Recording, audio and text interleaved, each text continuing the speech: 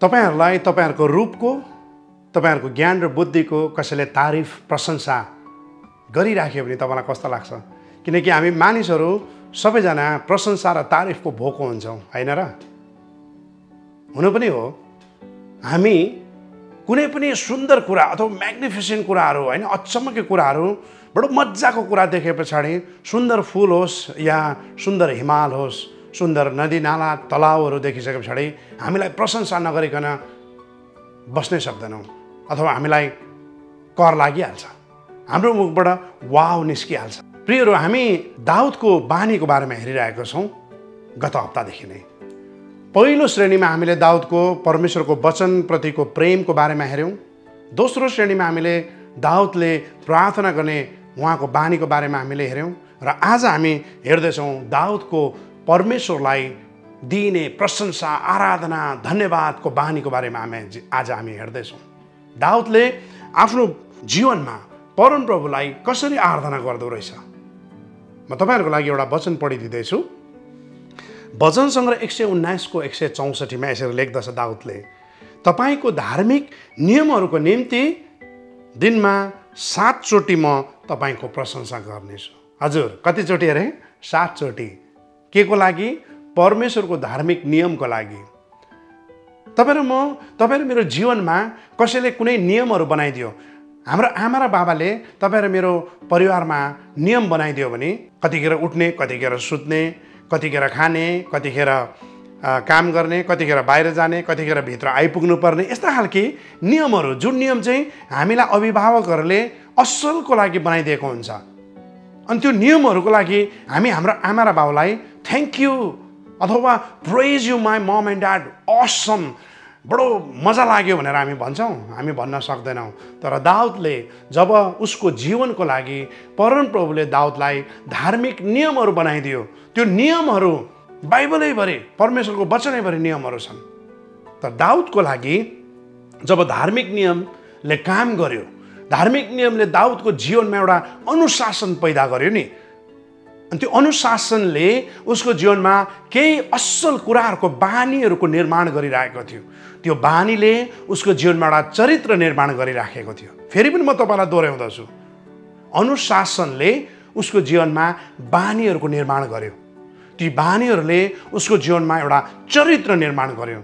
जब उसको जीवनमा एउटा असल चरित्र निर्माण हुन्छ, त्यो चरित्र शक्तिशाली हुन्छ अनि त्यो चरित्रले जीवनको सबै युद्धहरूमाथि विजय प्राप्त गर्न सक्छ।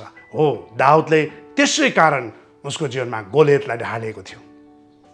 प्रियहरू, यहाँनिर दाउदले बडो मजाले भन्दछ, प्रभु तपाईँको धार्मिक नियमको लागि म तपाईँलाई दिनमा 1 चोटि होइन, 2 चोटि होइन, 3 चोटि होइन, 4 चोटि होइन, 7 चोटि म तपाईँको प्रशंसा गर्नेछु।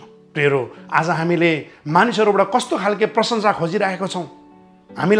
हामीले काम गर्दै गर्दाखेरि हामीले एप्रिसिएसन पाएनौँ भने हामीलाई दुःख लाग्छ। हो, मानवीय स्वभाव हो, हामीलाई दुःख लाग्छ। हामी अलिकति खिन्न हुन्छौँ किनकि यति धेरै मेहनत गरेको थियौँ र पनि प्रशंसा पाएनौँ। तर के साँच्चै नै तपाईँ र मैले असल काम गरेको छौँ, असल बानी निर्माण गरेको छौँ? तपाईँ र मेरो जीवनमा ख्रिस्टको स्वभाव र चरित्रहरू निर्माण गरेको छौँ ताकि मानिसले हामीलाई औँला नठडाइकन हामीलाई एप्रिसिएट गरोस्। प्रार्थना तपाईँ र मेरो जीवनमा कस्तो छ? परमेश्वरको वचनको प्रेम कस्तो छ? र परमेश्वरमा तपाईँ र मेरो धन्यवादी जीवन, प्रशंसाको जीवन, आराधनाको जीवन कस्तो छ? म तपाईँको लागि एउटा यहाँनिर खण्ड अझै पनि म पढिदिन्छु। हेर्नुहोस् है, यहाँनिर बडो मजाको कुरा दाउदले गर्दछ। यस्तो त हामीलाई गर्नको लागि बडो गाह्रो पर्दछ। भजन सङ्ग्रह 104 को 33 पदमा दाउदले भनेको कुरा हेर्नुहोस्, मेरो जीवनभरि म परमप्रभुको भजन गाइ नै रहनेछु र म बाँचुन्जेल मेरो परमेश्वरको प्रशंसाको स्तुति गाउनेछु। फेरि पढिदिन्छु, मेरो जीवनभरि म परमप्रभुको भजन गाउँदै रहनेछु, म बाँचुन्जेल मेरा परमेश्वरको प्रशंसाको स्तुति म गाइ नै रहनेछु। मेरो जीवन रहन्जेल अथवा even till the and breath of my life, मेरो जीवनको अन्तिम साससम्म, मेरो जीवनले जबसम्म ढुकढुकी फेरिरहेछ तबसम्म म प्रभु तपाईँको प्रशंसाको भजन गाइराख्नेछु, स्तुति गाइ नै राख्नेछु। दाउदको त्यो बानी थियो प्रियहरू। तपाईँ र मेरो बानी के? तपाईँ र म, do we really love to praise and worship God? Do we have that habit to worship God?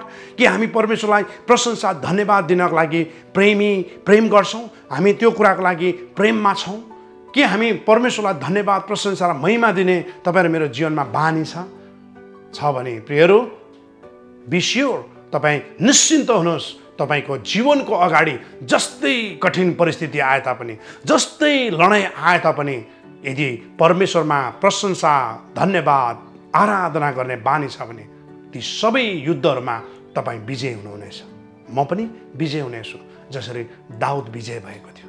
त्यस कारणले गर्दाखेरि आज तपाईँलाई उत्साह दिन चाहन्छु कि हामी धन्यवाद प्रशंसा र आराधना परमेश्वरलाई चढाउने यी कुराहरू, परमेश्वरलाई सुम्पिने यी कुराहरूमा हाम्रो बानी बसोस्।